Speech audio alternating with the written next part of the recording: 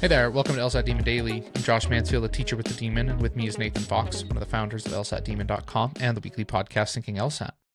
Nate, today's email is a little bit different. Comes from Demon teacher Brandon, who helps manage our Reddit account. Yep. And he was scrubbing Reddit for questions that we get on score release day. And yeah. We always hit a couple emails after score release comes out. But I thought score release is happening next week from when we're recording. I'm hoping that students might be a little more conducive to these messages if they hear it before they actually see their own number. Mm-hmm. So let's hit a couple of the most common questions that Rapid people are going to fire? be asking. Okay. Why was my official score lower than my PT's? Well, you have variance. And you can have days that you have that don't go well. And that is something that we expect to happen several times, and it's why we encourage you to take all 5 of your official tests. Schools only care about the highest score, so variance is good. So, take it again. It could just be a matter of variance. It's also possible that you did something differently on your official test than you do on all your practice tests. We encourage people to treat each test as if it's just another practice test, but it's harder for students to do that sometimes than it is for us to say. And so students will, freeze up, get nervous, triple check every wrong answer, get imposter syndrome, and talk themselves into a bunch of wrong answers that they don't understand. Or they'll think, okay, today's the day that I'm going to get my 180, and they rush through the section, and they superficially, it looks like they're doing it. It looks like they're doing really well, but actually they're just skimming the surface and, picking obvious traps and missing every question. Yep. Because they're not really solving them one at a time. So either you did something differently or it's a just matter of variance. But if you're happy with your PTs, I would always just tell you, take it again. Next question. Can my really good GPA save my terrible LSAT score? No, I mean, that's so sad. Like you're making your GPA sad if you do that. And schools only care about your highest score. Your competitors, the real lawyers, are going to take it as many times as necessary to get a score that reflects what they're capable of. And it would be just very sad for you to settle instead of retaking it. Yeah. I mean, scholarships are largely given for LSAT and GPA. And if you're above the median on both, you can expect that the school is going to heavily discount. But what do you think the percentage is in terms, or the value? Like how many? Because the LSAT's definitely more valuable than the GPA. I don't think so. I think it's roughly 50-50. You do? Okay. I was above the 75th percentile on my LSAT, but I was right around the median or just below the median for my GPA, and still got a full tuition scholarship. Yeah. So, I mean, I guess it depends on the school, but that's right. It depends on the school, and you can actually look at the school's index formulae to figure out what schools lean more on LSAT and what schools lean more on GPA. So every school has a different estimation of what's worth more and what's worth less. But I've always thought that it's just roughly 50-50. Okay. Right. I think they're about equally important. And, but yeah, I mean, I guess we might call that a reverse splitter, right? High GPA, low LSAT. It's just unfortunate because low LSAT, it makes it look like, you might be good at like ass kissing, or you had a school with a lot of grade inflation, or took easy classes, just easy school, easy classes, or because the GPA is like, ooh, lack of horsepower. Now the lack of, the bad LSAT is like lack of horsepower. Lack of horsepower. I mean, flip side, bad GPA makes you look like a bad student. And they are a law school. So if you apply with both, then they go, oh, okay, so not a good student by their documented record, maybe not that much horsepower, or maybe not that much work ethic if they didn't get over the hump on the LSAT, because we know that you can improve LSAT vastly, but they didn't. Okay, well, what's there? Yeah. So good student, low horsepower, not that appealing. Bad student, lots of horsepower, also not that appealing. Although different schools are going to do. You weren't like way below the median either, right? No, well, I mean, so the median GPA of my 1L class is a 3.95. and I applied with a 375. Oh So I wow, was, okay. So I that is was, significantly lower. but their drop off between the median and the 25th percentile was pretty significant. It went from like a 395 to a like 365 Mm. or something. Mm-hmm. So, um, Yeah, it was a ways LSAT. below, but LSAT, but I was their 75th percentile. Yeah. Uh, LSAT was like a 170, and I Mm-hmm. applied with a 174. So The thing is, you can't do anything to rehabilitate. I mean, you can do some stuff to rehabilitate your GPA. We've done episodes on that in the past, but mhm. you can always improve your LSAT. And Yeah, so that's why I just always would. If you just got a bad LSAT back, okay, fine. You got 4 more attempts. So let's right, get to work. right. Yeah, yeah. Okay. Next question. Should I retake? Well, I have 2 follow-up questions. Question number 1. Did your practice test scores indicate a range that you were like, were you practice testing in a range that you were happy with that was going to get you the right price at the right school? Yeah. If the answer is no, you should not retake. Right. If the answer is yes, did you do your practice tests indicate that you could still do higher? If yes, to retake. If no, then you can be done if you want. Yeah. That's Totally. Yeah. that's the workflow. Like that's or the flow chart, right? Like Yeah. It's terrible strategy for people to enroll in official tests before they're happy with their timed practice test scores. mhm. I don't like advisors are out there telling people to do it. Law Yep. schools are out there telling people to do it. You Yep. know, oh, it's not too late. You know, just sign up now. Oh, you just starting now? Good. Yeah, sure. Sign up now for the November test and take the November test. You could still apply. saw And it's oh, like, saw someone send in schools that were saying take the or the April test. You're fine. sure. Because Yeah. their incentive is to just get you to apply. Yeah. They don't care about you. Why would they care about you? They don't know you. So they just want more applications. The more people they deny, the better it looks for their school. So Mhm. they just want your application. They're not there to help you be a better applicant. Yep. They want you to apply to their school only. And that's it. And today. And they don't care what the numbers are because if the numbers are bad, they'll deny you. So they give you really bad advice. It's just terrible for people to sign up for the test if they're not ready as documented by their timed practice test scores. The deadlines are 6 weeks out. I've never heard of anybody trying to sign up 6 weeks out and not being able to get a seat. It's not like it's going to fill up. It's an Mhm. online test. And they have a 6-week window for a reason that they Yep. can fill however many people want to take the test. They're always able to accommodate you. And so just don't register too early. Wait for your timed practice test score. So yeah, I agree, Josh. Don't retake if you're not happy with your timed practice tests. But if you are happy with your time practice tests and you underperformed, then absolutely just sign right back up. Keep studying, sign right back up. And you should have already been signed up for October. You should have already been prepping. But if that's not Yeah. the case, you should be signing up for November and then January and Yeah. February. Once you're happy with your range, really the strategy is if you were taking the September test, you should take the September test and then immediately just keep studying for the October test, which is going to come just a month later. You know, while you're waiting for your score, it takes 3 weeks, unfortunately, to get your score. While you're waiting for your score, you should still be studying for the next test. It's crazy not to. I mean, Yeah. an hour a day, it's not that hard. Mm-hmm. All right. Next question, related somewhat to what we were talking about, is X month too late to apply? So let's presume that these are people who have took September. They did not get the score that they wanted, because if you got your September score, okay, like, and you're happy with it, it can get you into the schools, great. Presume that they didn't. They have not signed up for October. They are now signing up for November because that's the only thing left in their power, right? Like Yeah, they're going to sign up for November, get their score back in December. By that point, the first wave of scholarship offers have already gone out. The first wave of admissions have already gone out.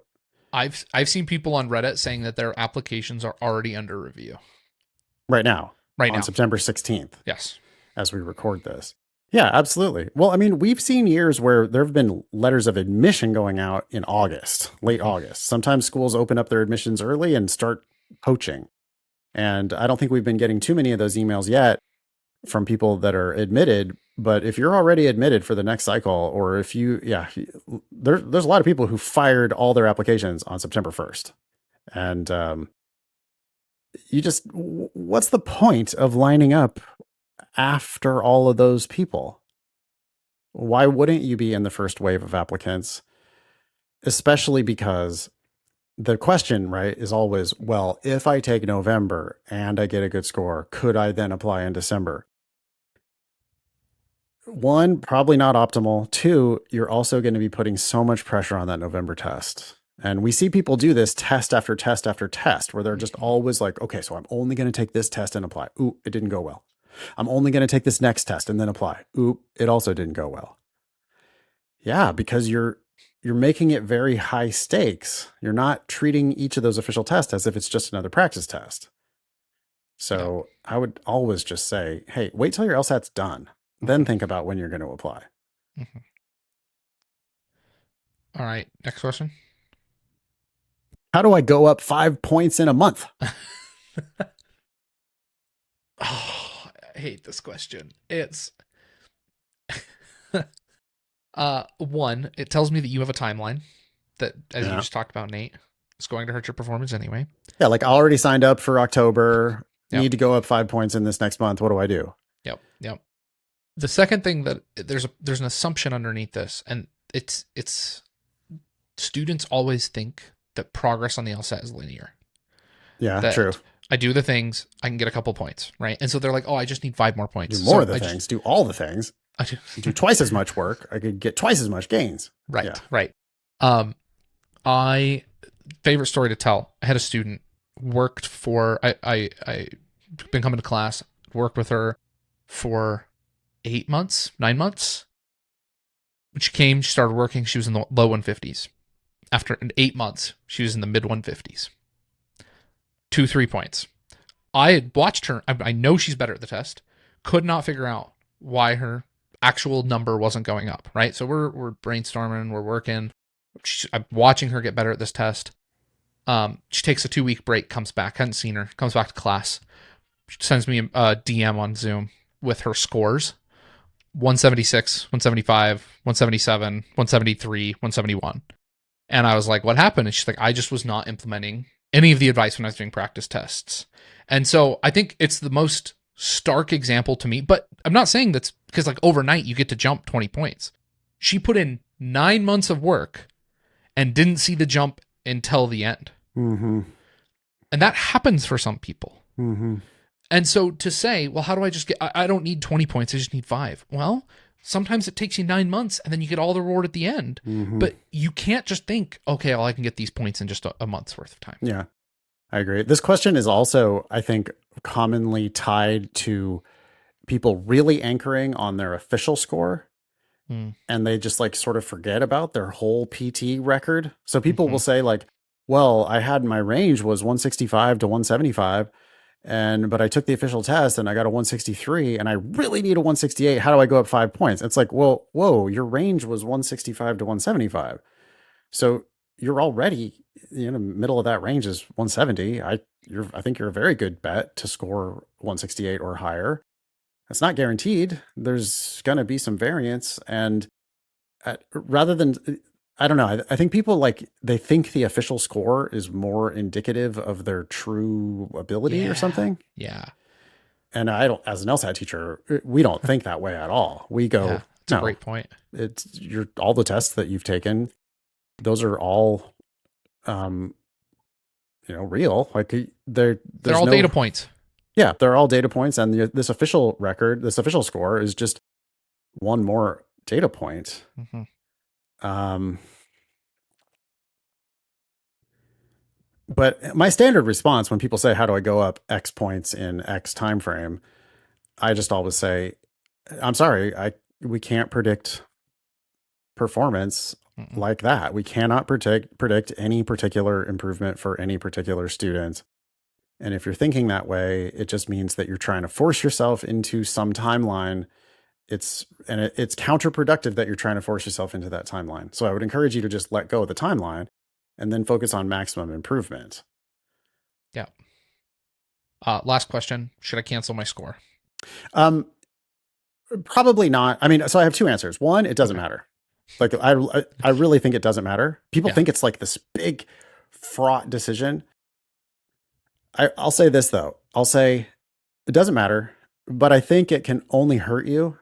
I don't think it can help you. because law schools are going to admit you based on your highest score on record. Mhm. A cancel and a bad score, same thing. So They do not give an attempt back. you don't get an attempt back.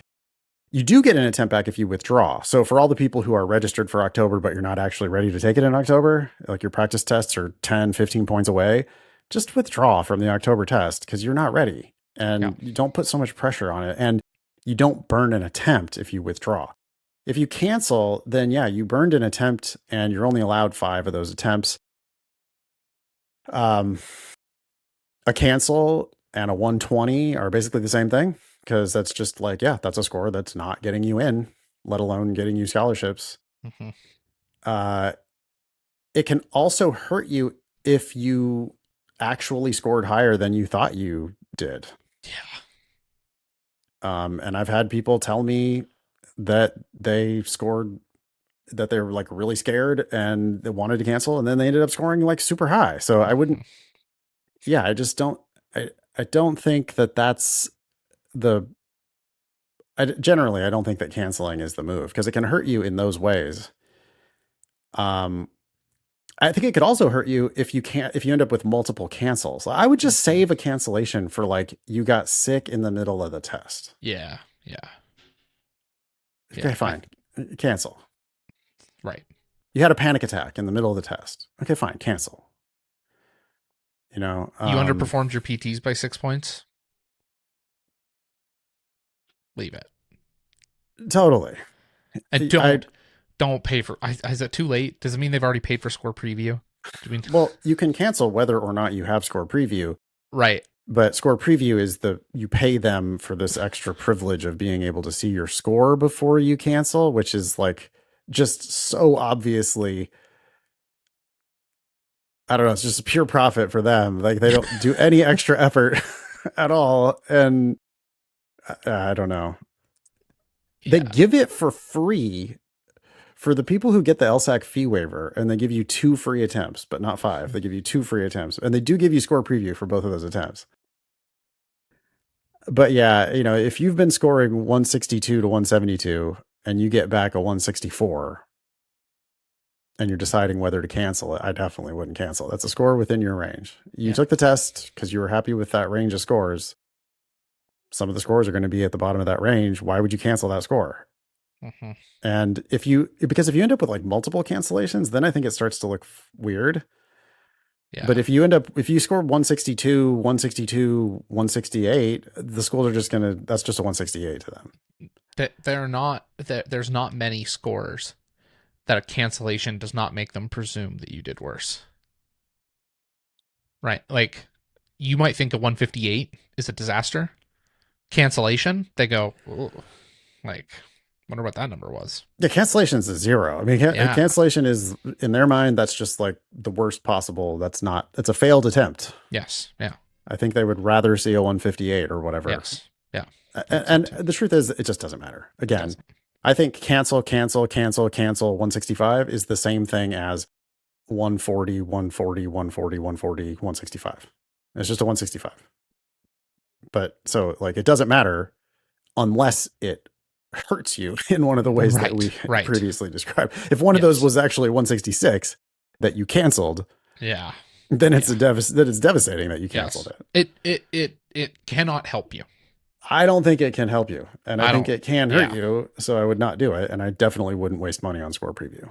Yeah, my 2 cents. Hey, this was a good one. This is a score release palooza. Yeah, nice. Yeah, we should do something like this close to every score release date. I think so too. And also with score release coming up, there are going to be people who crush it. When you do, make sure send in your tips from departing demons and come on the Demon Daily for a success story interview. We'd love to hear from you and hear about your study journey. Awesome. Email daily@lsatdemon.com if you'd like to ask us a question or share some LSAT or law school admissions news. Thanks for listening.